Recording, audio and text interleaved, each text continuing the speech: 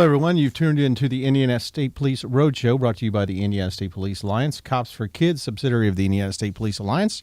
I want to thank them for their continued support of the Indiana State Police Roadshow. I want to thank Tom Trial, videographer behind the scenes, who puts us on the ISP YouTube show each and every week. And that's another place you need to go to watch a lot of neat films that Tom has put on there from back in the day and up-to-date things. And ISP YouTube site has a lot of information that you can see 24/7 on there. So thank you, Tom, for what you do on that. My guest today is Rita Reith. Rita, is it Reith or Reith? Rita Wright, as in left or right. How come I goof that up again? Because everybody does. It's okay. It's no problem. It's fine. It looks like Reith. Yes, correct. It's German. It's fine. Well, good. Yeah, well, thanks, okay. Rita, for being here. I'll the answer battalion anything. chief for the media for IFD, not IMPD. Not IFD. IMPD, yeah. Well, good to have you here. Appreciate you being here. You've been here before, and we're going to talk about something that's very topical right now with the cold weather coming in. People are starting to fire up their furnaces. They're thinking about using those fireplaces, those wood-burning stoves, anything to keep warm. So just as we were sitting here talking, you guys had a house fire that come through that you were listening to, and unfortunately, that what happens a lot of times when people don't take care of what they need to take care of. So what's the number one step that people can do to make sure that their family's safe in their homes? Well, it's real easy. First of all, you need to talk to your family about a family evacuation plan. Make sure everybody knows 2 ways out of every room in the home. So whether it's a door and a window or 2 windows or whatever the room is. And the second thing is to have a working smoke alarm on every floor of your home. So, a working smoke alarm is not a expensive tool to have, but it's probably the most valuable tool that you can have in your home to keep your family safe, because what it does is give you that layer of protection when you're sleeping that will, alert you to anything that's going on in your home. And it's a $20 investment at the very most that will provide years of safety. Now, you said 2 ways to get out, and that's because if the first one's blocked, you want to have a backup, obviously. Absolutely. So, a lot of times you'll feel that we teach to feel the door. So if you keep your door closed at night, you may hear the smoke alarm go off, and then you would touch your door to see if there's heat coming through the door. And if there is heat coming through the door, you want to go out the other exit, which would be your window. Okay. Is there a difference between smoke alarms? Is there anything more expensive one's better, a lower price one's not as good, or do they work differently on smoke and heat, or how does that work out? Well, what we encourage, in 2014, the Indianapolis City County Council passed an ordinance that required every home in Marion County to have a working smoke alarm with a 10-year sealed battery in it. Okay. And so those come in a combination carbon monoxide smoke alarm combination. But we encourage everybody just to simply have at least one of those in your home, the 10-year sealed battery, so that we can't, we're not enticed to take the battery out for a remote control or something else. Christmas morning. Absolutely. And so that's probably about a $20 investment. There are some smoke alarms that work better for heat and some that detect smoke earlier, but the 10-year sealed battery smoke alarm combo works fine for our purposes, and that's what we would encourage everybody to have at least one of those in your home, preferably one on every floor. Now, last year the NFPA put out their smoke alarm educational materials and wanted everybody to have one in every bedroom. We know that's not possible for everyone, but that's kind of a benchmark as a minimum that we're trying to encourage this year. If you can start adding those maybe one by one, call the Indianapolis Fire Department. We do have a partnership with State Farm and First Alert that provides some smoke detectors to the community, and we will actually come and install them for you. And you know what, we were talking about Christmas. How many times have you thought to yourself throughout the years, what do I get for this person? They've got everything. Mm-hmm. That's a great idea. That's a great stocking stuffer for your parents, for your neighbor. Go to any box store. They've got, and there are a variety of them. There are some that are less expensive than others. I don't think more expensive makes it a better smoke alarm, but it's about $20, I think, for the combo that'll cover carbon monoxide and the regular smoke alarm. That's an excellent idea. And where should these be located in the house? I know you said in every bedroom, that's what they're searching for, but basement also? if it's Absolutely, yes. Okay. Especially if you have utilities down in the basement.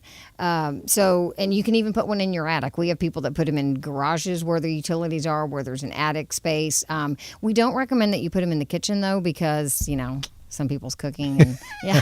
Your smoke alarm might go off a lot, but you can. So you put them in a common area, and smoke alarms are placed differently on the wall than a carbon monoxide detector. The combination ones would be placed at the level where a normal smoke alarm would be, which is up high. Okay. Carbon monoxide, where the gas is heavier and it's lower to the ground, would be much lower on the wall, more at a chair rail distance. Okay. Yeah, so just in a common area, typically a hallway, outside. They want you to put it inside the bedroom if you're going to put it inside the bedroom, but you can put it outside of a bedroom in the hallway as well if that's going to be the common area for your home. Each home is different. That's why it's hard to say. Absolutely. Just kind of there's a one right size fits all kind of remedy. Test them monthly? Is that what's recommended? Or Well, absolutely. We'd love if you tested your smoke alarm monthly.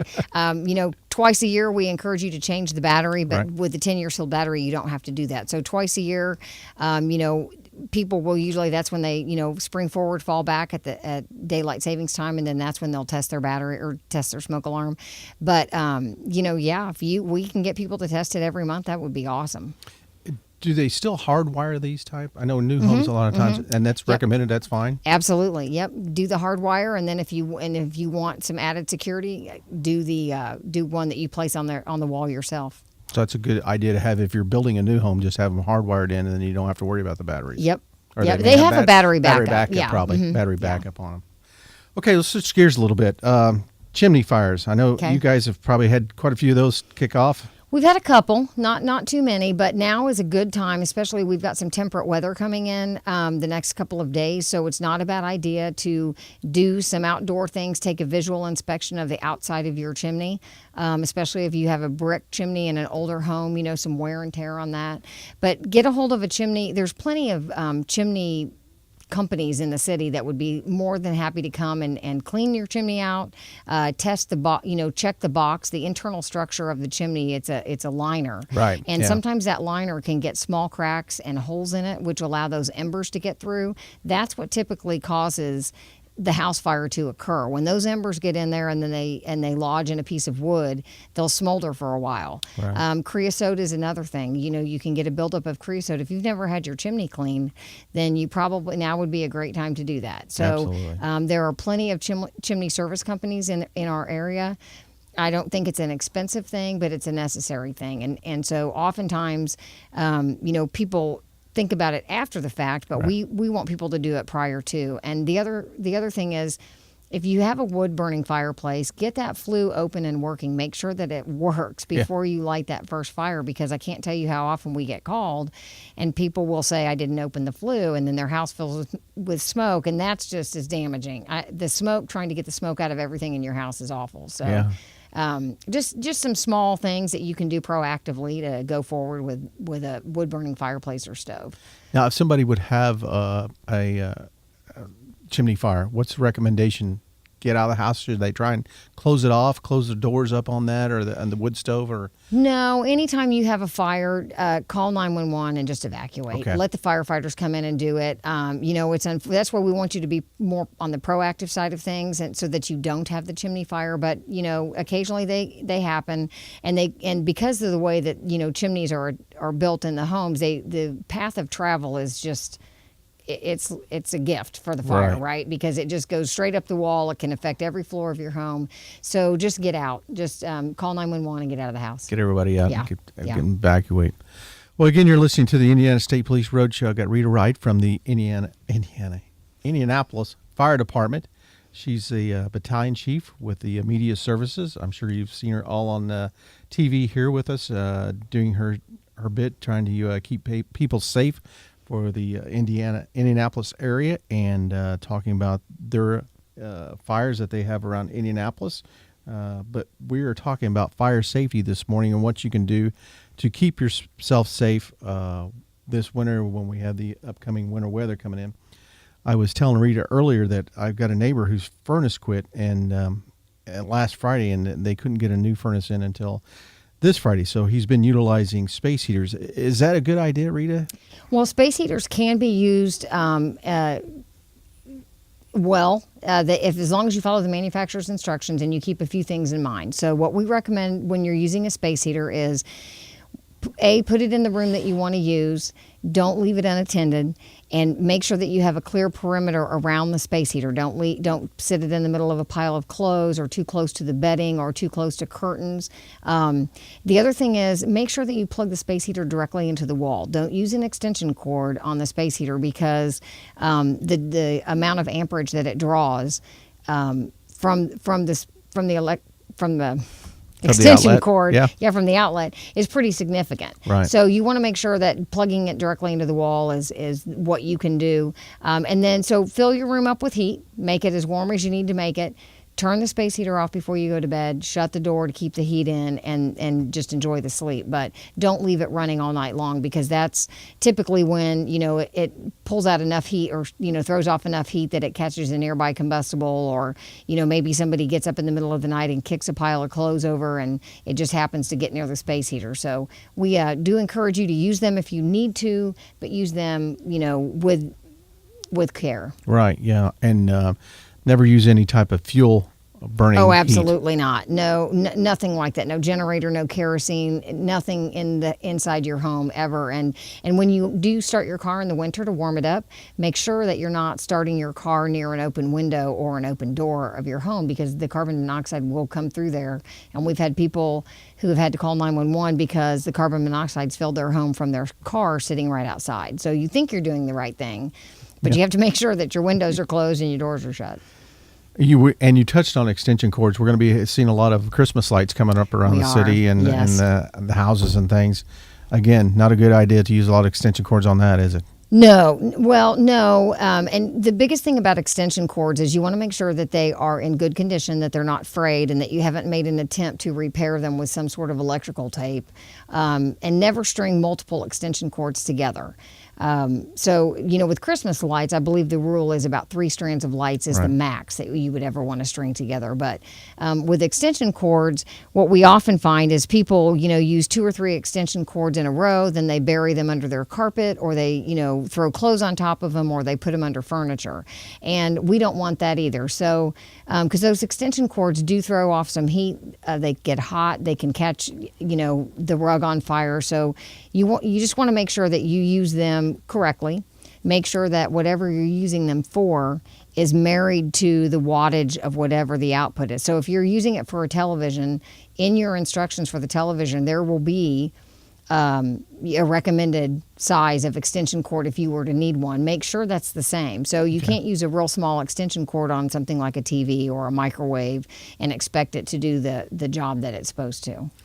Well, we got about 2 minutes left, and this is one thing I wanted to touch on, frying turkeys. Yes, frying turkeys, yeah. Love them. Sure. Love doing it. Not indoors. Not Don't indoors. do it indoors. Or on the deck. I know, or on the deck, yeah. And that's probably you and guys. Don't do it while drinking alcohol, please. Yeah. So about 6 beers into it, everybody says, let's fry a turkey. Sure. Great idea. Yeah, and that's your best YouTube you see out there. That, people put that on there. But again, that's you need to be very, very careful with that. Make sure that turkey is thawed. Correct. Because you get a frozen turkey in there, and that's what causes all the oil to come out and go everywhere. Absolutely. And the other thing is to make sure once you do thaw the turkey and you're heating the grease slowly and doing all the things, your fryer is outside, make sure the turkey's completely dry. Outside and inside the cavity of the turkey, because you can still have some frozen particles in there, and you can also have water in there, which will make the grease spatter. You also need to have a way to contain a grease fire if it should happen in your turkey fryer. So you've got to have a lid nearby. And also keep that, if you're going to do the turkey fryer and you do it outside, keep it at a safe perimeter from the exterior of your house. I mean, you want at least 6 feet, if not more. Dress for the outdoors. You got to have enough room for the fire trucks to pull up between your house and the turkey. Exactly, and let's hope that doesn't happen. Really, let's hope that doesn't happen. Everybody needs to just have a safe and fun Thanksgiving. Make sure that when you talk to your family coming over and everybody's clear. Don't let kids and pets play around the fireplace or the food, and we'll keep everybody safe this year. Great. Well, Rita, thank you for coming in. I appreciate you being thanks here. for You having have a me. happy Thanksgiving. Well, you too. Are you inviting me over? Absolutely. Come on over. We'll have fried turkey. You've been listening to the ISP Roadshow. Thanks for tuning in. Have a happy Thanksgiving. We'll catch you again next week. Bye-bye. Roadshow out.